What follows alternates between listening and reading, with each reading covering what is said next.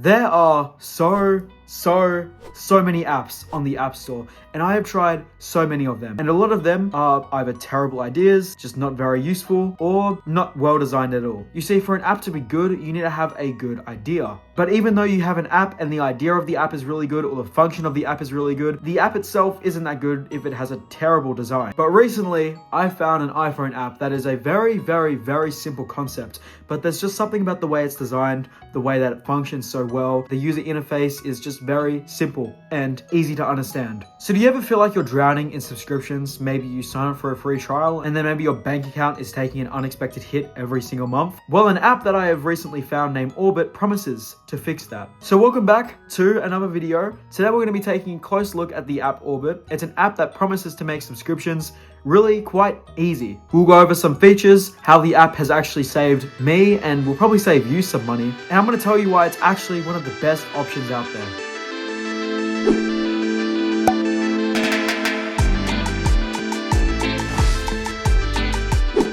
Right from the start, when you open the app, Orbit has a very clean, minimal user interface, which is exactly what you would expect from a finance app. You see that everything's just laid out very nicely. You know, we have our active subscriptions here, we have our total yearly, and then we just have this nice little scrollable list. And you'll see everything's sorted very nicely, weekly, monthly, and yearly subscriptions with the total you're spending in each category. You'll see we have this beautiful sort of planet layout, which is just so nice. I love how the developers have made something as simple as subscriptions visualized in this nice little planet view, and a cool little attention to detail. If I tap one of these, you'll see there's one of my memberships there, and if I tap another one, there's my phone plan, and you just see how everything is very nice. You see on the outside, this is my yearly subscriptions, and then on the inside, we have our monthly, very inside, weekly. It's just very cool idea. It's a very nice detail, and it's sort of the brand of the app as well. You'll see that the app icon down here is that Orbit. Okay, let's jump straight back into the app, and you'll see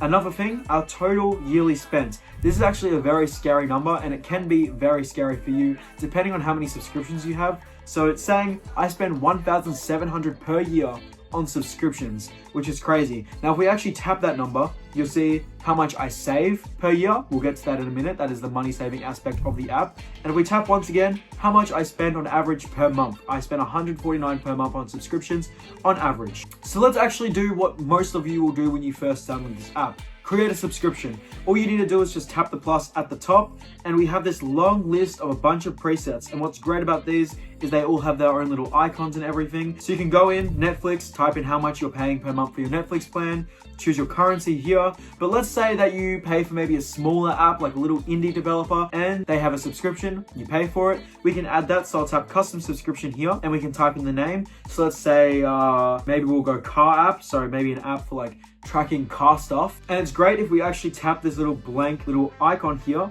We can scroll through, there's popular emojis, so streaming, storage, stuff like that. And if we scroll through, we have all of the iOS emojis as you would expect. But I'm just gonna search car, which is gonna go here, this little race car. And let's say the subscription, the app subscription is maybe $3.99 per month. So you'll see every month, and I'll just say that it renews on the 20th. So you just choose the first payment or when you were last paid. Sorry, not paid, when you were last charged for the app. So let's say you subscribe to the app today, you got charged for your first month. However, if it is a free trial and maybe your trial ends on the 30th, we can tap the 30th, and then we can tap this free trial button. And just like that, we will be reminded the day before to cancel it, which is fantastic because sometimes you just have a free trial and you completely forget about it, and then you get this random bank charge and you're like, what is this? And then you can choose the category. So let's just go productivity or lifestyle, whatever. And then we're going to tap save. And just like that, it's added to our Orbit at the top. And you'll even see that it put in a little free trial section right at the top. So that's there. We can go in, we can edit the subscription if we want to. We can scroll down and we can change when we want the notification, 3 days before maybe. And then we can go in the notes, don't need, and then cancel immediately and save. And then, yeah, we have our little note right at the bottom there. Okay, I don't actually need this, so I'm going to delete the subscription. And I'm going to show you the money saving aspect of the app. So if we scroll down, you see I have my gym membership, I have Apple Music, Phone Plan, Snapchat Plus, iCloud Plus, and Parcel.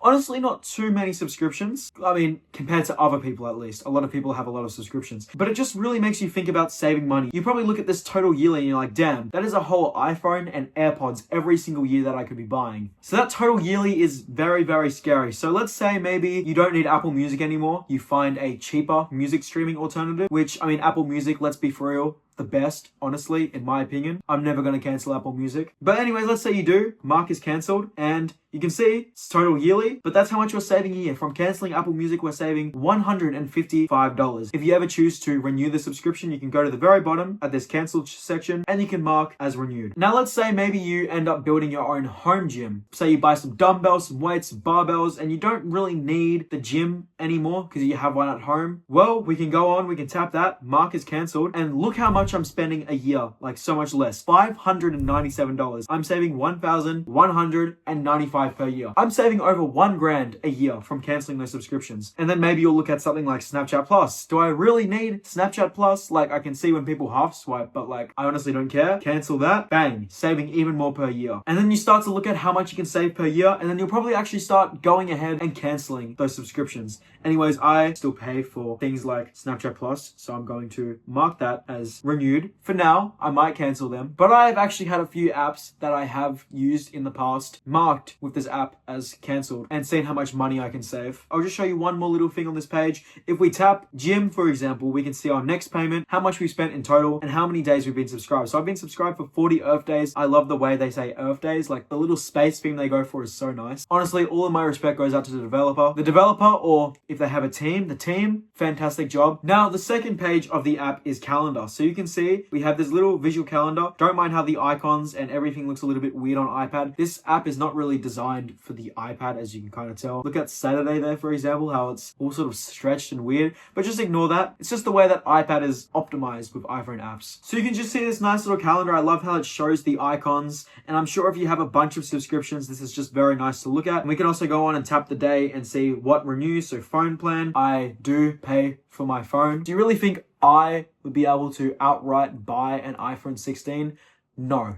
Too expensive. And then you can also see just our memberships there. We can just scroll through. We can go far in the future and just look at everything we have coming up. So it's very nice, this little calendar where you just swipe for the month. It's very simple, but it's very nice to have. And then if we go ahead and tap settings, this is just sort of where you will see some other things. Now you'll see at the top, Orbit Plus. Wait, it's not a subscription. It is a one-time payment. It would be very funny if it was a subscription. But what I like about Orbit is they have made the free version of the app fantastic. The pro version is just better. Orbit is not one of those apps that's like, to barely use the app, you need the pro version. The free version is fantastic. So I do have Orbit Plus. The developer actually provided me with Orbit Plus when I said I was going to make a video on the app. So that was very fantastic. Thank you, Orbit. Again, all my respect goes out to the developers of the app. But you'll see if I tap Orbit Plus here, what you get is you get unlimited subscriptions. So if you have a bunch of subscriptions, you definitely want to consider Orbit Plus. You also have iCloud Sync, which is great. So how I actually have my subscriptions on my iPad is it's just synced from my phone to my iPad with iCloud, and if you have other Apple devices, it'll sync too. Maybe even one day they'll make an Apple Watch app, who knows? And then coming soon, you'll be able to add widgets, which will be very helpful, and I will be using them. Anyways, that's sort of what Orbit Plus has for now. However, this app is still relatively fresh. I do imagine lots more features adding to Orbit Plus over time, but hopefully they don't make the app too complicated, as the app being simple is probably one of the best things about it. Now you'll just see this iCloud backup. It shows the sync status, so you say it just says synced. And then we have this export subscriptions button. This can be helpful if you want to have them all on a sheet, and then here you can choose notifications. Obviously you want to have notifications on. If you have notification off on this app made for notifying, that's just like having notifications turned off on the reminders app. Anyways, you'll see under that we have currency, so you can go through pretty much all currencies. I think that's all currencies. I don't know, I'm not good with this stuff. And then you have the community Discord, the email where you can ask for support or request features, and then the Twitter, and then you have the App Studio down there. So that is a little look at Orbit. If you are interested in this app, check out my link down below to get this app on the App Store. I think Orbit is a great app and it has a great future set for it. And it's honestly just really nice. To me, it is essential. I could not imagine my iPhone without Orbit. And I think that you should get it, and it'll probably save you some extra cash in the long term.